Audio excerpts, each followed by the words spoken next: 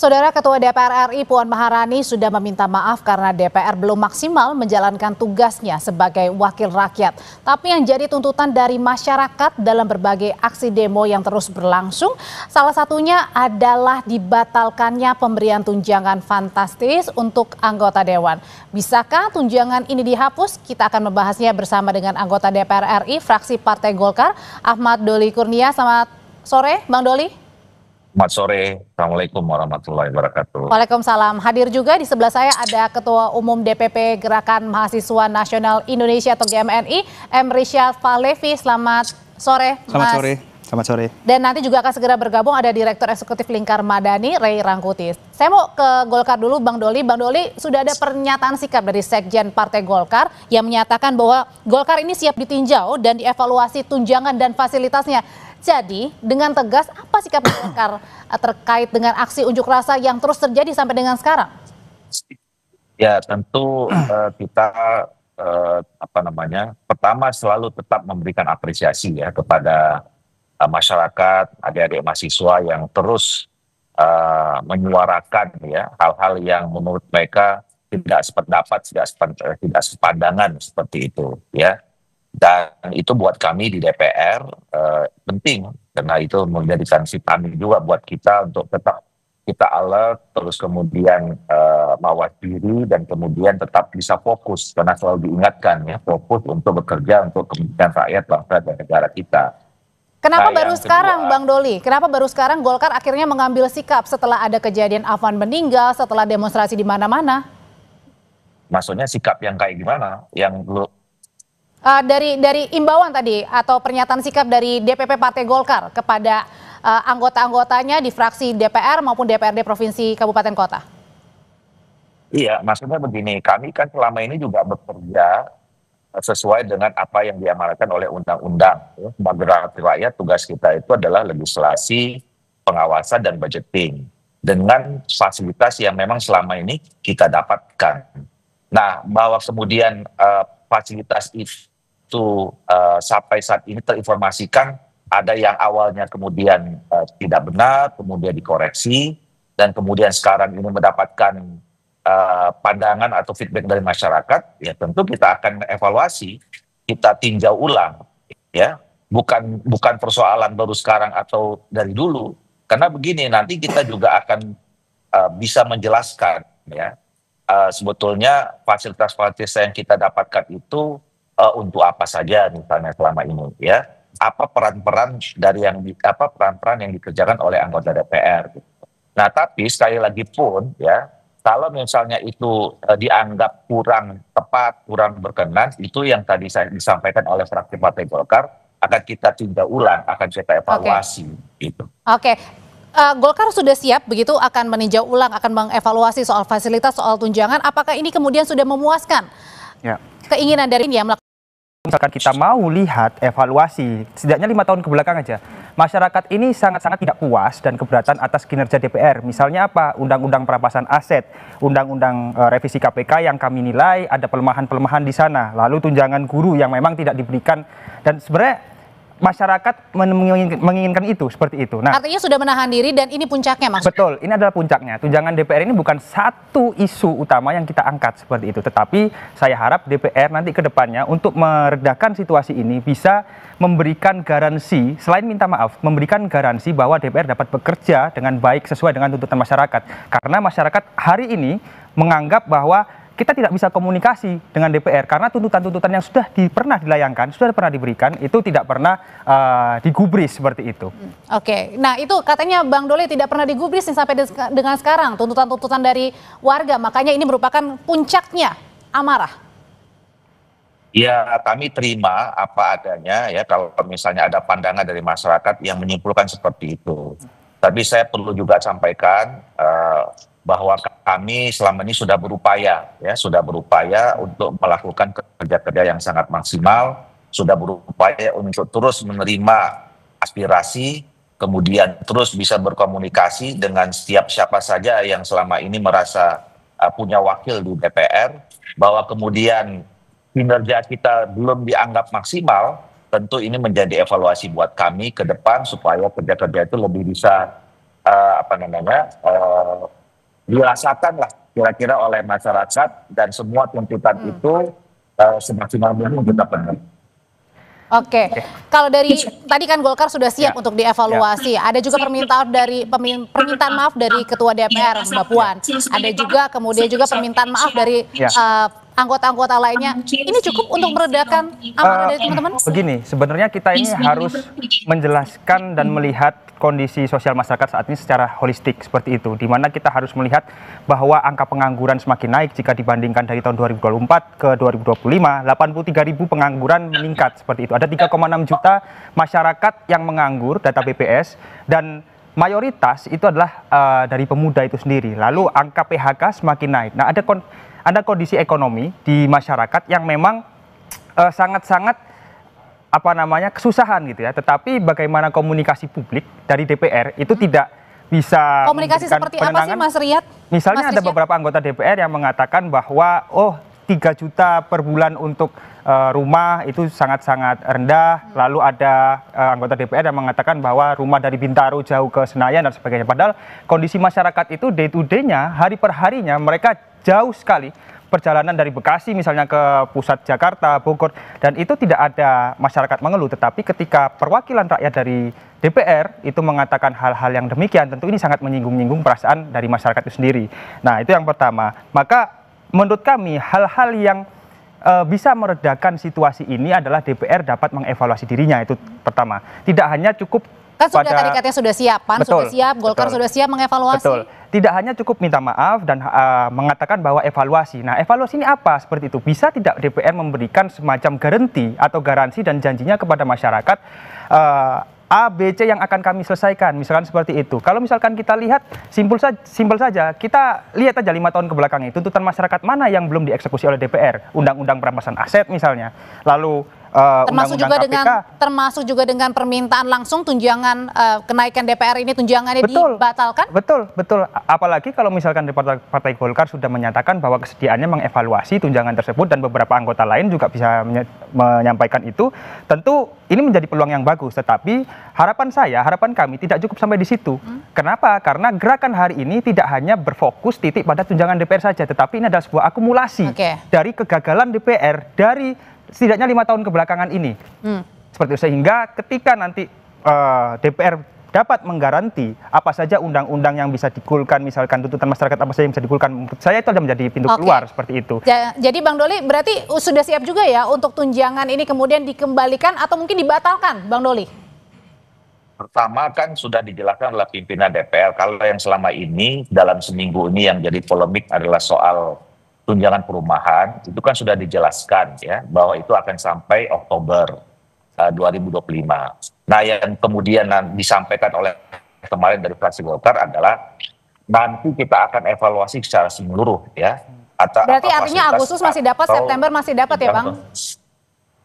Ya, itu yang dijelaskan kemarin oleh pimpinan. Nah, makanya sekarang ini kami sudah menyampaikan lagi ya kepada dari fraksi Golkar, besok kita masuk DPR, mungkin kita sudah mulai mengajak teman-teman pimpinan dan fraksi-fraksi yang lain untuk kemudian mengevaluasi lagi, meninjau ulang tentang fasilitas itu. Nah, yang kedua begini. Bisa tidak? Yang kedua begini, saya juga mau sampaikan ya bahwa oke lah kemudian ada 1-2 undang-undang yang selama ini mungkin masyarakat menilai belum deliver gitu ya. Nah, tapi kami juga minta tolong secara objektif, jangan juga disimpulkan selama ini seolah-olah DPR ini tidak melakukan apa-apa, gitu ya, tidak bekerja apa-apa, gitu loh. Nah, walaupun memang bisa jadi apa yang sudah kami kerjakan itu juga belum tentu bisa memuaskan dan kemudian menjawab semua persoalan. Mungkin jangan-jangan ini problemnya karena komunikasi juga, Bang Doli? Ya, itu yang saya sampaikan ya, soal kalau komunikasi itu kan relatif ya, tapi katakanlah ada 1, 2, 3 orang yang kemarin menyampaikan itu. Saya dari 4 hari yang lalu sudah mengatakan, oke lah, kalaupun kemudian ada yang menilai sikap, pernyataan, tindak tanduk dari sebagian orang anggota DPR itu yang kurang berkenan, saya waktu itu mengambil inisiatif, mengatasnamakan kawan-kawan, minta maaf. Dan ini menjadi koreksi kami ke depan supaya memang siapapun kami yang sekarang menjadi anggota DPR itu tidak lagi berperilaku bersikap seperti itu. Dan itu menjadi koreksi kami. Oke, menjadi koreksi, Bang Rey, apakah ini memang murni karena komunikasi atau apa sebenarnya yang merupakan ini jadi puncak amarah dari warga sehingga terjadi demonstrasi di mana-mana, unjuk rasa di mana-mana? Saya kira komunikasi itu mungkin faktor keempat kelima. Faktor pertamanya itu adalah soal kinerja, kedua adalah soal kesenjangan antara rakyat dengan wakil mereka di DPR gitu. Yang ketiga, di tengah kesenjangan itu ada muncul semacam perayaan kesenjangan itu gitu loh. Jadi udah senjang, dan ini ada catatan yang saya baru terima nih dari kawan saya namanya Saidiman Ahmad ya. Dia mencatat perbedaan kelipatan perolehan keuangan lah ya, antara umumnya masyarakat Indonesia penghasilannya dengan anggota DPR di beberapa tempat di seluruh dunia. Ternyata yang paling tinggi itu di dalam catatan itu memang Indonesia. Indonesia itu 42 kali kelipatan kesenjangannya. Artinya pendapatan kesenjangan antara warga rata-rata biasa, masyarakat Indonesia dengan DPR yang jauh sekali. Di negara-negara Skandinavia ya, Eropa umumnya itu paling tinggi itu 2 kali lipat, 3 kali lipat. Di Thailand 6 kali lipat. Di kita? 42 kali lipat. 42 kali lipat. Kesenjangannya. Coba Anda bayangkan kalau misalnya begini loh. Kalau misalnya rata-rata penghasilan kita di Indonesia itu, katakanlah ya, rata-rata ini pukul rata, 70.000, 80.000 per hari. Kan DPR bisa 3 juta. Ya. Itu artinya 42. Artinya ini karena ketidakpekaan atau kekurangpekaan dari DPR ini yang menyebabkan. Itu yang saya sebut tadi. Ini ada kesenjangan kan. Pertama kan soal komunikasi. Kedua soal kinerja kan. Komunikasi ini yang keempat lah. Pertama adalah kinerja, yang kedua kesenjangan. Nah di tengah kesenjangan ini ada perayaannya gitu loh. Merayakan kesenjangan itu misalnya dengan joget-joget. Meskipun pada saat itu kan tanggal 15 atau 16 Agustus ya. Apapun ya kan, ini seharusnya kita terima sekarang sebagai fakta pemicu salah satunya dari. Artinya tidak pantas. Itu yang dipandang publik sekarang. Jadi maksud saya jangan lagi DPR itu mencari argumen yang seolah-olah iya dalam perspektif DPR itu bisa dipahami, tapi dari perspektif publik ini kok kayak kita kita udah sulit cari duit, sulit cari ini, mereka kelihatan nggak bicara soal kita, nggak bicara soal kita, malah seolah-olah mengatakan lo rasain lo miskin lo kayak gitu lo kan. Itu yang saya sebut berarti tadi. Artinya ini puncaknya karena ketidakpekaannya Bang Doli, bukan hanya soal komunikasi. Iya, maksudnya itu tadi saya katakan, saya sulit ya untuk berulang-ulang mengatakan. Tapi saya mau menyampaikan bahwa per hari ini semua kita sudah mendengarkan ya pandangan, termasuk nanti tadi soal analisis ini, analisis itu, jumlah yang benar, jumlah yang salah, segala macam itu pun semua sudah kami terima. Dan dari pimpinan tadi terakhir Pak Bu Puan dan kami semua sekarang ini kan sudah menyatakan bahwa semua masukan itu ya akan kita bahas, akan kita tinjau ulang dan kita evaluasi. Sekarang sudahlah, saya katakan anggap saja DPR ini sudah salah, makanya saya mengatakan minta maaf dan kemudian kami akan koreksi itu ke depan. Oke, apakah permintaan maaf juga tadi dari Golkar, dari Partai Golkar, kemudian juga dari Ketua DPR, Mas Rishad, ini juga cukup? Ataukah juga mungkin anggota-anggota DPR yang memicu kemarahan publik yang sampai dengan saat ini kabarnya katanya ada yang lagi di luar negeri dan lain sebagainya, itu yang kemudian juga masih belum diterima sama publik? Menurut kami, permintaan maaf saja tidak cukup. Kenapa? Karena itu satu hal yang normatif. Itu seharusnya dilakukan. Memang karena ketika orang posisinya salah, ya harus minta maaf, kan seperti itu tuh. Tetapi secara kelembagaan ini seperti apa? DPR sadar tidak bahwa tuntutan masyarakat ini banyak hal yang belum dipenuhi oleh DPR. Dan Jadi DPR minta maaf tak cukup maksudnya? Nggak cukup. DPR apakah sadar bahwa ini adalah sebuah gerakan yang terakumulasi sebetulnya? Kejengahan masyarakat ini adalah sebuah akumulasi. Bahwa tuntutan-tuntutan mereka seperti yang saya sampaikan, undang-undang perampasan aset, undang-undang revisi KPK yang melemahkan KPK, tunjangan guru yang memang tidak segera diperhatikan.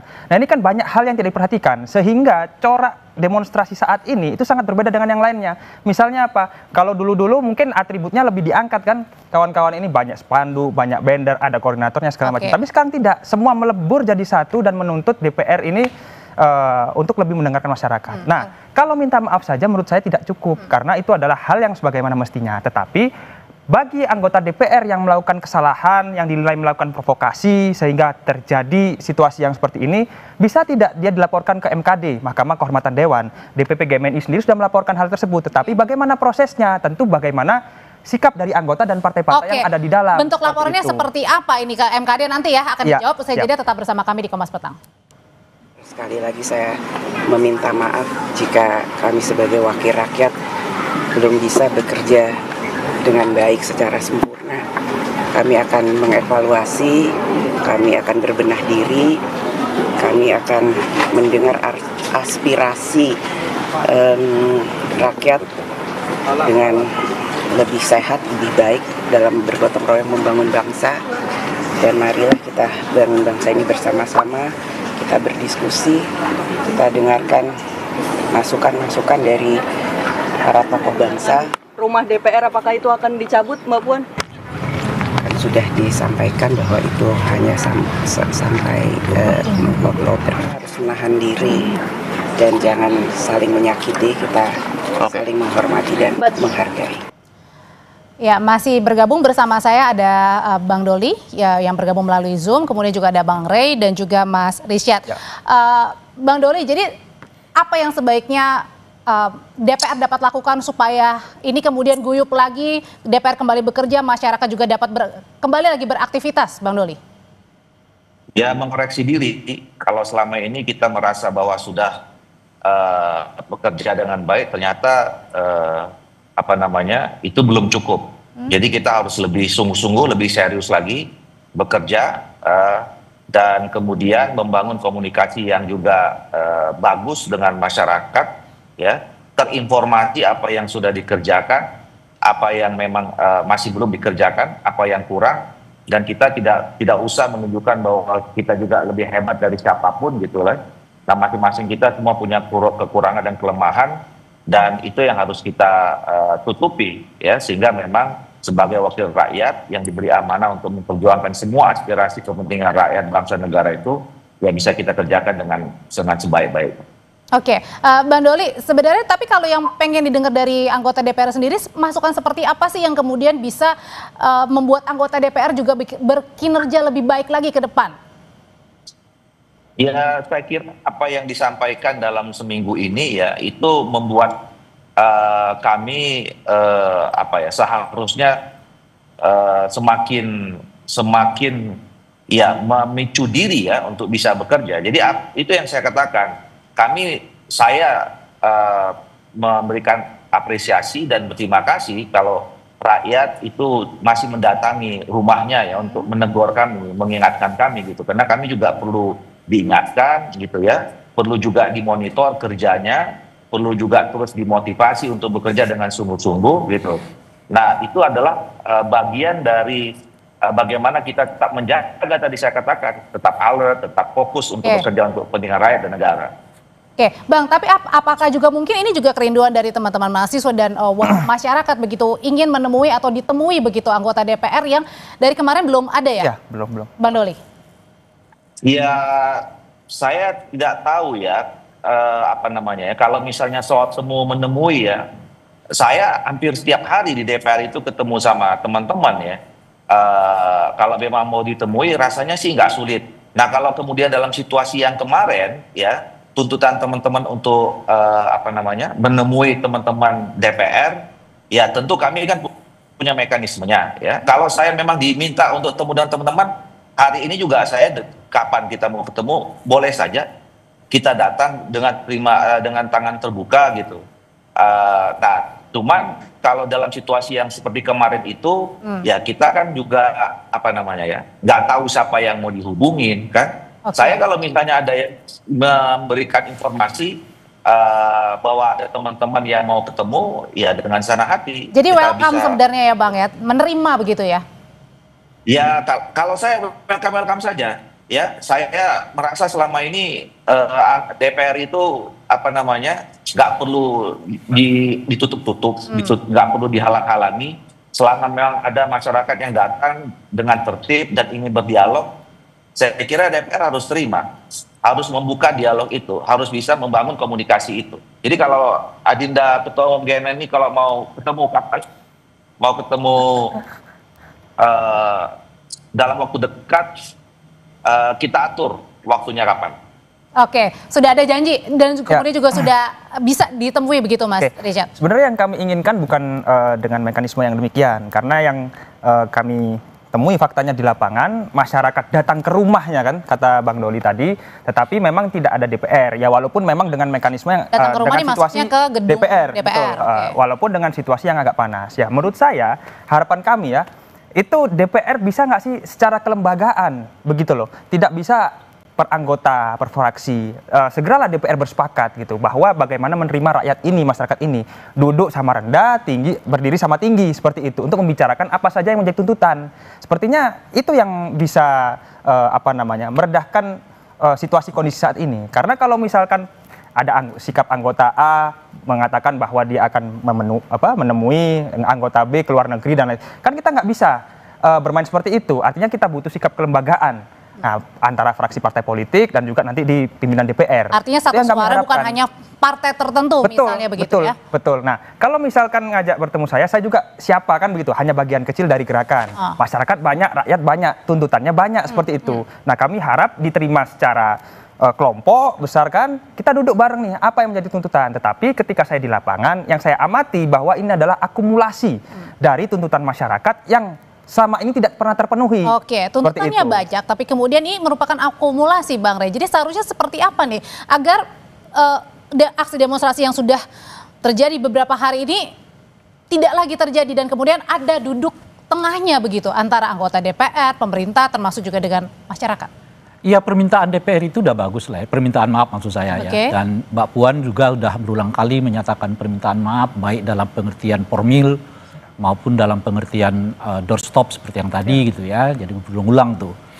Tapi kan persoalannya sekarang kata-kata nggak cukup gitu.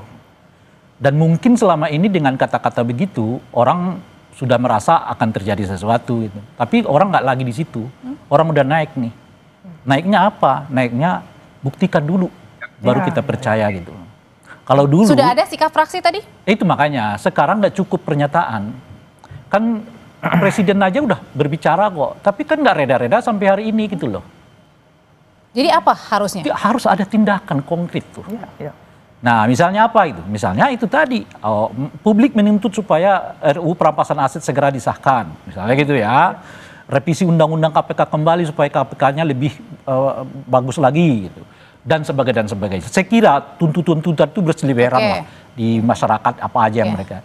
Ini kan masalahnya. Ini yang dibutuhkan oleh publiknya, tapi yang didahulukan oleh DPR-nya adalah undang-undang yang membuat pemerintah senang gitu loh. Misalnya undang-undang Danantara itu cepat banget tuh.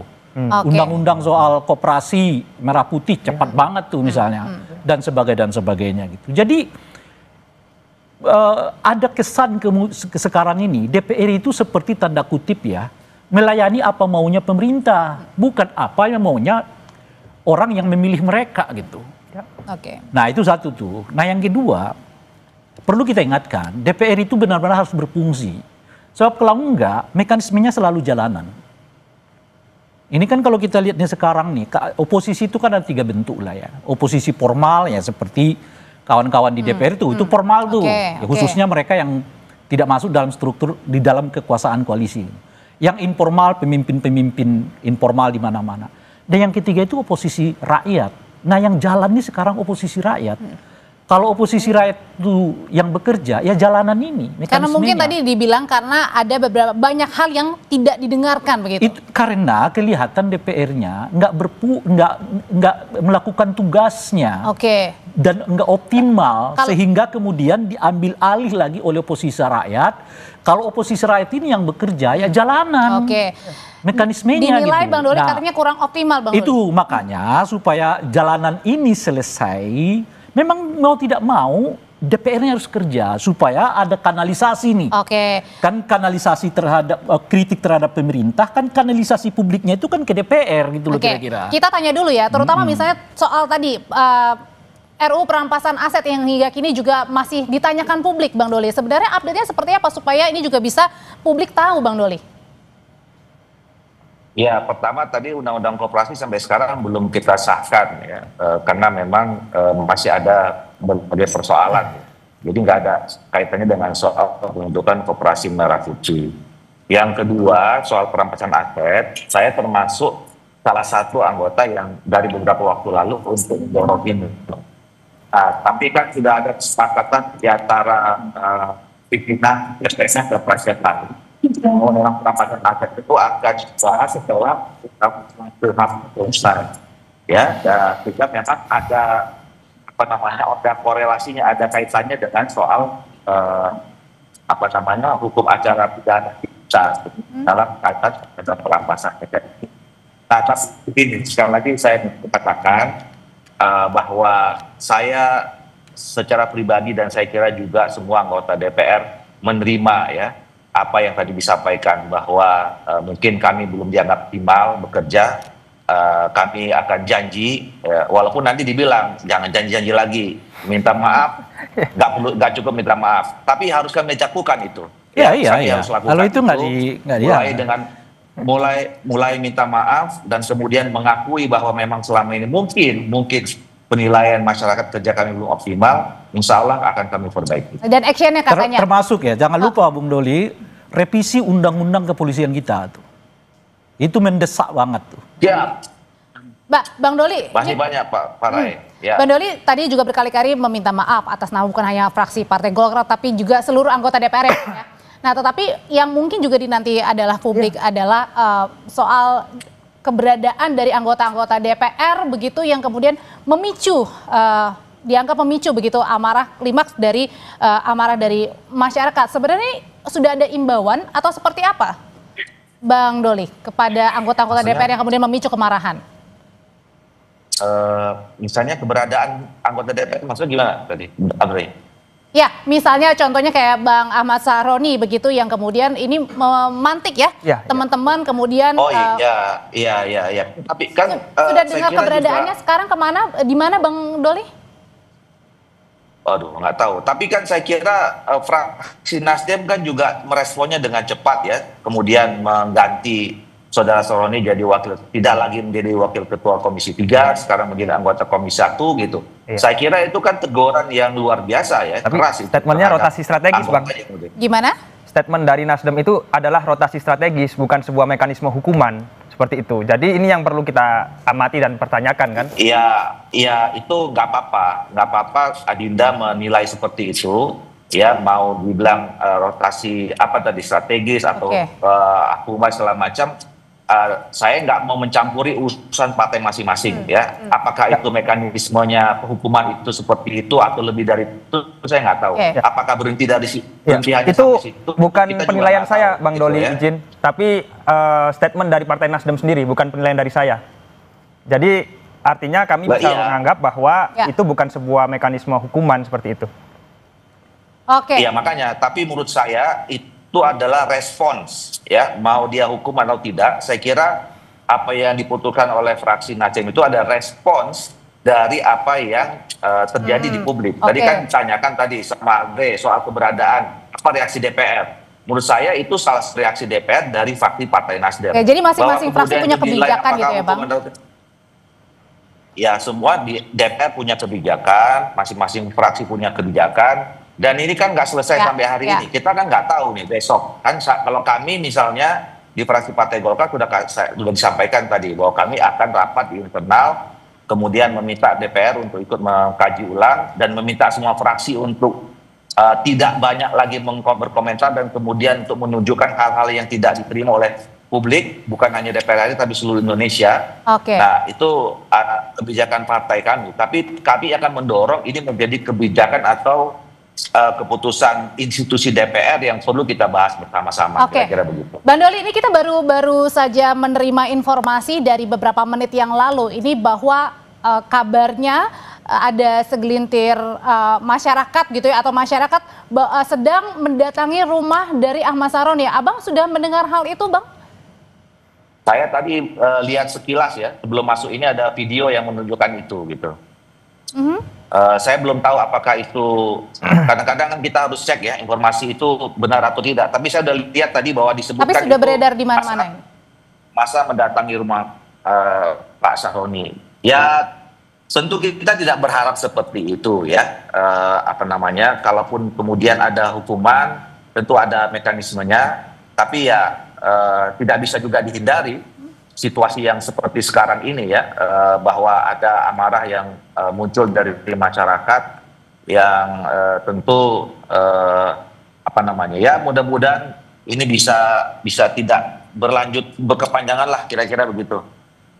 Oke, nah setelah kemudian DPR jadi terbuka dan ada dari sore hari ini, Mas Rishad, kemudian sebenarnya apa keinginan juga dari masyarakat nih? Iya, supaya tidak berkepanjangan saya sepakat Bang Doli, tapi supaya tidak berkepanjangan itu bagaimana caranya, kan ini yang sebenarnya kita cari seperti itu. Nah kalau kami menyampaikan di sini, tadi Bang Doli juga sudah menyampaikan terima kasih pada rakyat yang masih mau mendatangi rumah rakyat, yaitu DPR kan. Nah seharusnya DPR ini standby saja, tetap kerja saja sebagaimana mestinya gitu loh, menunjukkan kinerja dengan hasil-hasilnya seperti itu.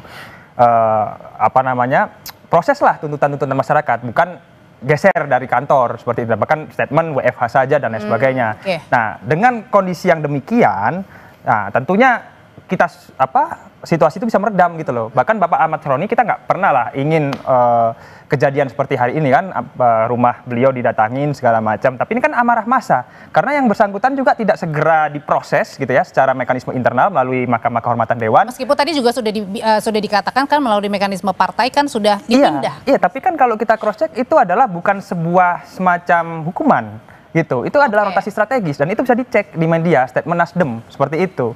Jadi ini kan tetaplah amarah masyarakat tetap terjaga seperti itu loh. Dari yang bersangkutan juga tidak ada kata maaf, itu kan, bahkan isunya keluar negeri. Nah, tapi ini saya belum tahu dan cek kebenarannya gitu kan. Nah, daripada isu simpang siur dan masyarakat amarahnya tetap terjaga, ya ayolah kita duduk bersama gitu kan. Tetapi yang konkret dong, apa? Bisa nggak DPR memberikan garansi bahwa dalam 1 bulan ini kami akan menerima tuntutan masyarakat yang mana, kan begitu? Dalam 2 bulan RU perampasan aset kita proses 3 bulan. Nah inilah yang sebenarnya kita harapkan. Oke, apakah kemudian itu janji-janji yang kemudian diharapkan oleh masyarakat, Bang Rey, sebenarnya inginnya seperti apa, langkah konkretnya seperti apa, supaya kejadian-kejadian seperti ini tidak terulang kembali dan yaitu warga kembali bisa beraktivitas dan tidak ada aksi-aksi yang semakin memuncak?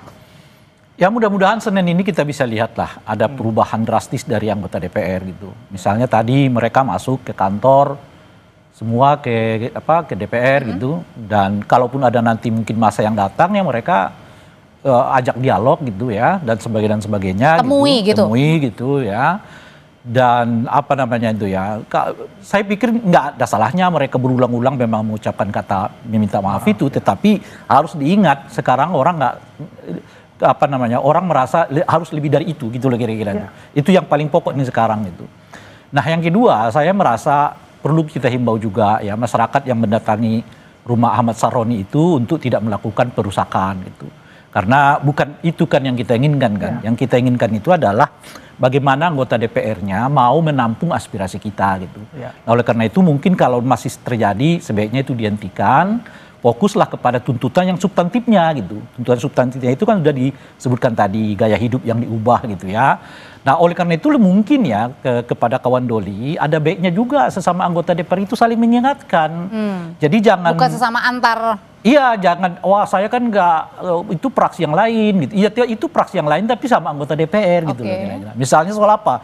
Kan dari dulu orang mengkritiknya DPR itu kayak showroom mobil gitu loh kira-kira tuh. Misalnya gitu ya, parade fashion gitu ya dan sebagainya gitu. Maka apa istilahnya itu ya?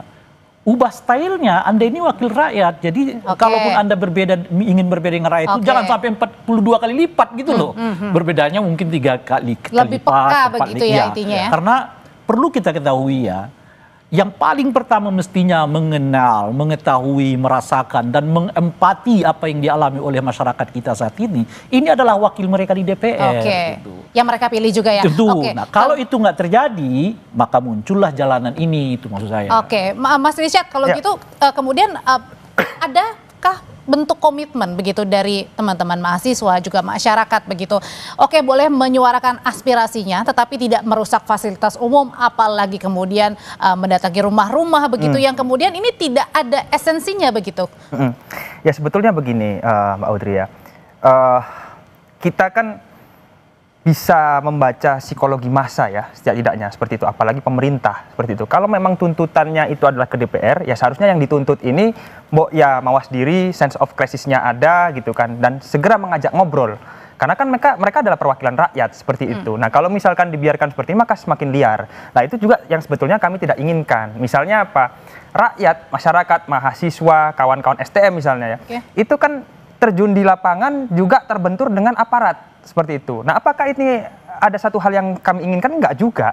Seperti itu. Tetapi karena kita tidak ada dialog, buntu gitu kan. Nah, sehingga menyebabkan ini kemana-mana gitu kan. Kita dibenturkan antara rakyat dan aparat, bahkan jangan-jangan rakyat dengan rakyat dan seterusnya. Nah, saya rasa siapa yang paling berkepentingan, siapa yang harus bertanggung jawab, nah itulah yang harus mengambil tindakan. Intinya tadi adalah berdialog ya? Betul. Oke, nah kalau gitu Bang Doli juga mewakili dari teman-teman di anggota DPR, bagaimana caranya juga mengajak agar aspirasinya kita tampung, tapi kemudian masyarakat tetap berjalan lagi seperti biasanya beraktivitas lagi, tidak ada anarkis lagi, tidak ada demonstrasi di mana-mana lagi, tetap menyuarakan tetapi juga dengan aksi yang damai, tidak merusak fasilitas umum juga, Bang Doli? Ya mungkin saya nggak perlu banyak lagi bicara ya, nanti takut ngulang lagi gitu. Intinya adalah kami tidak merasa asing kalau kemudian teman-teman rakyat mahasiswa terus datang dan kemudian ingin berdialog dengan kami. Kami terima dengan senang hati, tetapi juga negara kita ini negara hukum, tentu ada aturan-aturannya. Nah yang kedua, tentu kita ingin selalu sama-sama supaya negara kita ini tetap damai, tentram, ya. Kemudian semua tidak ada anarkisme. Nah, makanya kita jaga sama-sama gitu. Bahwa kemudian kami masih ada kekurangan, itu menjadi catatan kami dan akan kami perbaiki. Oke, kalau gitu terima kasih. Terima kasih Bang Doli, politisi Partai Golkar. Terima kasih juga Mas Rishad. Bang Rey juga terima kasih. Selamat malam semuanya Bapak-bapak.